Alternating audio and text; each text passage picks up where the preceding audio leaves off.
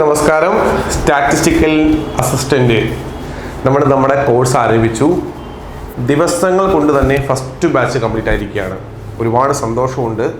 കാരണം മുമ്പ് ഞങ്ങൾ നടത്തിയിരുന്നു, അതിന് വലിയ വിജയം നേടിയതാണ്. ഒരുപാട് ഉദ്യോഗാർത്ഥികൾ പല ജില്ലകളിലും ഇരിക്കുന്ന സ്റ്റാറ്റിസ്റ്റ് അസിസ്റ്റന്റുമാരെല്ലാം തന്നെ മാസ്റ്റർ കേക്കൾ പഠിച്ചവർ തന്നെയാണ്. ഒരുപാട് പേർക്ക് ജോലി കിട്ടി.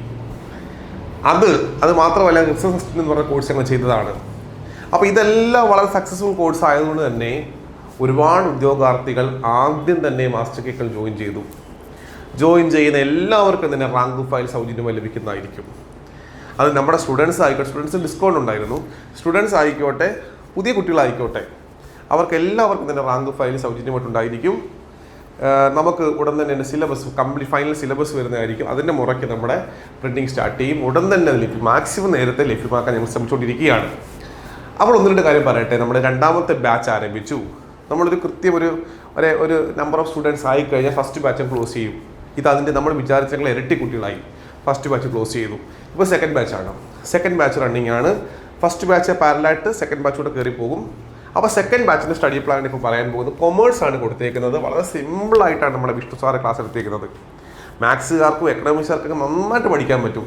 ഞാൻ വിഷ്ണു സാറിനോട് പറഞ്ഞൊരു കാര്യമുണ്ട്. വിഷ്ണു സാറിനോട് മാത്രമല്ല, ശരത് സാറിനോടായാലും നമ്മുടെ സിദ്ധാർത്ഥ സാറിനോടായാലും എല്ലാവരോടും പറഞ്ഞു, സാറേ നിങ്ങൾ പഠിപ്പിക്കുമ്പോഴേ ഒരു +2 പഠിക്കുന്ന കുട്ടി 10ാം ക്ലാസ് കഴിഞ്ഞ് +1 +2 വരുന്ന കുട്ടി എങ്ങനെ പഠിപ്പിക്കുന്നുവോ അതേ കണക്ക് പഠിപ്പിക്കണം. കാര്യം 9 വർഷവും 10 വർഷവും ഗ്യാപ്പിട്ട് പഠിക്കുന്നവരുണ്ട്. എക്കണോമിക്സുകാർക്ക് മാത്സ് അറിയണമെന്നില്ല, കൊമേഴ്സുകാർക്ക് സ്റ്റാറ്റ് അറിയണം. അങ്ങനെ ഒരുപാട് പ്രശ്നങ്ങളുണ്ട് അതിനകത്ത്. കൊമേഴ്സുകാർക്ക് സ്റ്റാറ്റ് ചെയ്യാൻ പറ്റും, അത് പോട്ടെ. എക്കണോമിക്സുകാർക്കും കൊമേഴ്സുകാർക്കുമാണ് ഈ സ്റ്റാറ്റും മാത്സും വലിയ വിഷയമായിട്ട് വരുന്നത്. അപ്പോൾ ഇങ്ങനെയുള്ള പ്രശ്നങ്ങളുണ്ട്.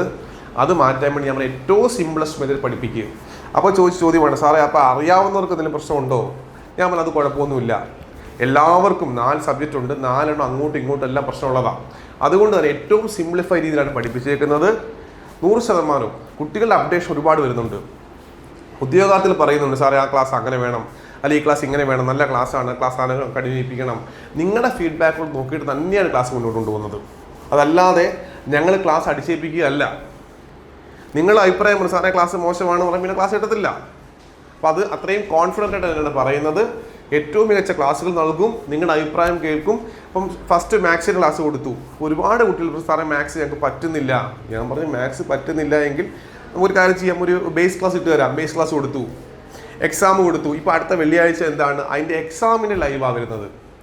ഓൾറെഡി ക്ലാസ് കൊടുത്തു, ബേസ് ക്ലാസ് കൊടുത്തു, എക്സാം ഇട്ടു. ശേഷം എന്താ ആ എക്സാമിന് ലൈവ് ക്ലാസ്. പഠിക്കണമെന്ന് മനസ്സിലുറപ്പിച്ച ഒരാൾക്ക് എന്തൊക്കെ വേണോ അതെല്ലാം മാസ്റ്റർ കെ അക്കാഡമി പ്രൊവൈഡ് ചെയ്യും. ഏറ്റവും ചെറിയ ഫീസിലാണ് ചെയ്യുന്നതെല്ലാം. എല്ലാവർക്കും രണ്ടാമത്തെ ബാച്ച് ജോയിൻ ചെയ്യാം. ഇത് സെക്കൻഡ് ബാച്ച് എന്താണ് ഫസ്റ്റ് വീക്കിലേക്കുള്ള സെക്കൻഡ് ബാച്ചിൻ്റെ സ്റ്റഡി പ്ലാനാണ് എന്ന് ശേഷം പറയുകയാണ്.